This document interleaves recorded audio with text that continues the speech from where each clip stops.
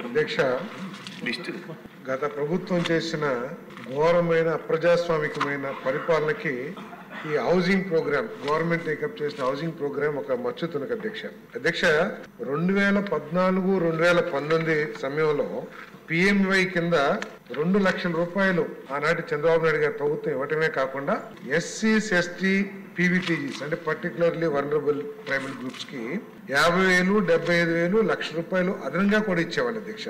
అంతేకాకుండా ఎన్టీఆర్ హౌసింగ్ కింద ₹1 కూడా గవర్నమెంట్ ఆఫ్ ఏపీ నుంచి ఎటువంటి ఫైనాన్షియల్ అసిస్టెన్స్ లేకోకుండా టోటల్ గా గవర్నమెంట్ ఆఫ్ ఏపీనే భరించి నిర్మాణం చేసేది అధ్యక్ష.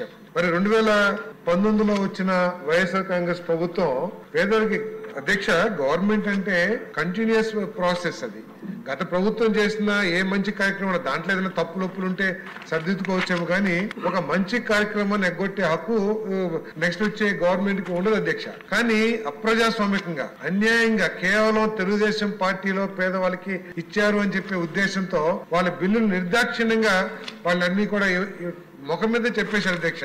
మీకు చంద్రబాబు నాయుడు గారు ఇచ్చారు, మేము డబ్బులు ఇవ్వం అధ్యక్ష. ఇక్కడ చంద్రబాబు నాయుడు గారు ఇచ్చినా కానీ అది గవర్నమెంట్ ఆఫ్ ఆంధ్రప్రదేశ్ ఇచ్చింది అధ్యక్ష. దాన్ని కొనసాగించాల్సింది పూర్తిగా ఎగ్గొట్టారు అధ్యక్ష. కాబట్టి ఇప్పుడు ముఖ్యమంత్రి గారు చంద్రబాబు నాయుడు గారు అనౌన్స్ చేశారు, 2014-2019 మధ్యలో ఎవరైతే ఇల్లు కట్టుకుని అన్యాయం అయిపోయారో వైఎస్ఆర్ కాంగ్రెస్ ప్రభుత్వం మూలంగా వాళ్ళందరికీ కూడా వాళ్ళ ఇళ్ల స్టేజ్ని బట్టి పేమెంట్ ఇస్తామని చెప్పేసి చెప్పారు అధ్యక్ష. వాళ్ళందరికీ కూడా మేము పేమెంట్ ఇస్తాము. ఇప్పటికే సర్వే మొదలు పెట్టారు అధ్యక్ష. ఎందుకంటే 5-6 సంవత్సరాలు 7-8 సంవత్సరాల క్రితం జరిగిన నిర్మాణాలు కాబట్టి కొంచెం ఇన్ఫర్మేషన్ కోసం, వాస్తవిక ఆధారాల కోసం సర్వే మొదలు పెట్టాము. అది పూర్తి కాగానే తప్పుకోకుండా ఇస్తాం అధ్యక్ష.